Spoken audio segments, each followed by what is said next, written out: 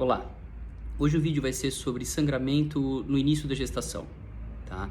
E apesar de 25% das mulheres, das gestantes, terem algum tipo de sangramento no início da gestação, esse ainda é um assunto bem controverso do ponto de vista médico, né? Principalmente em relação à conduta, tá?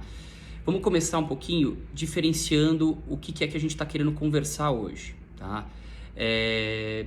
Existe uma diferença grande entre a ameaça de abortamento e o abortamento inevitável, tá? Isso tem a ver com a dilatação do colo, né? Então, o que a gente está falando com sangramento de primeiro trimestre são o quadro de ameaça de abortamento, que são o quê? Quando a gestante tem um sangramento de pequeno porte, tá?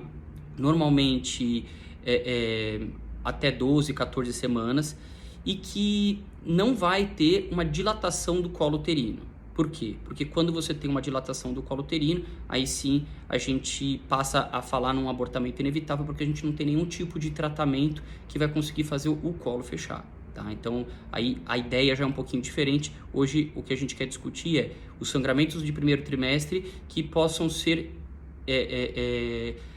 lidados como uma ameaça de aborto, ou seja, abortos evitáveis, quadros que possam ser evitados de acontecer, tá? Desses 25% das gestantes, dessas 25% das gestantes que têm um quadro de sangramento, 67, 68% das gestantes não vão evoluir para um abortamento, tá? Vão ter uma evolução favorável, né? E vão acabar não tendo grandes problemas durante a gestação. Estatisticamente pode aumentar um pouquinho o risco de trabalho de parto prematuro, mais para o final, pode aumentar um pouquinho também o aspecto de incidência de ruptura prematura de membranas, da bolsa romper, tá? Mas a grande maioria dos quadros vai ficar numa boa. Os outros 32, 33% é que podem realmente acabar evoluindo para o abortamento, tá? A principal causa desse sangramento de primeiro trimestre, da ameaça de aborto, tem a ver com a implantação do embrião no endométrio, tá?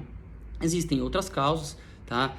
Causas uterinas, causas externas, infecções em si, várias coisas, mas o principal é isso, tá? Às vezes pode ser por alguma alteração leve no colo, né? Às vezes o colo costuma ficar um pouquinho mais sensível na fase da gestação. Então, assim, às vezes com a relação sexual ou com esforço físico, alguma coisa, às vezes rompe um vasinho, sangra um pouquinho.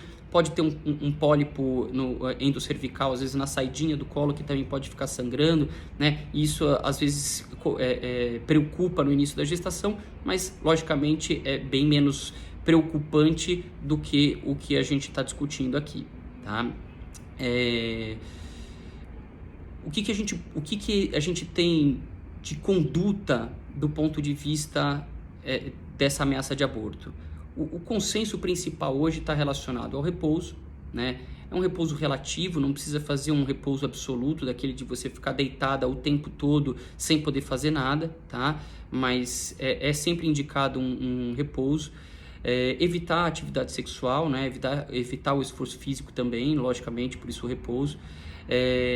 Mas eu acho que o principal fator hoje em dia está em relação ao uso da progesterona, né? Existem alguns estudos mostrando que o uso da progesterona nesses 32%, 33% que evoluiriam para aborto, né, o uso da progesterona, tanto via oral quanto via vaginal, vai diminuir algo em torno de 40% dessa incidência. Isso é bastante coisa, né? Você diminui quase metade da chance de evoluir para abortamento nesse sangramento, tá? Então, normalmente tem sido um consenso de tratamento entre o uso do repouso e o uso da progesterona, né, na gestação.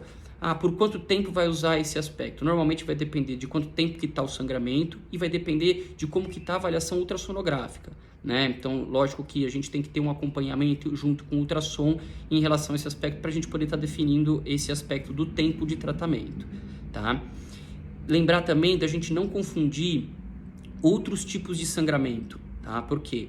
Porque, assim, gestante comumente tem hemorroida, tem fissura anal, né? Tem infecção de urina, tem cálculo renal, e isso às vezes pode causar um pouquinho de sangramento ali pela saída da região urinária e pela saída do ânus.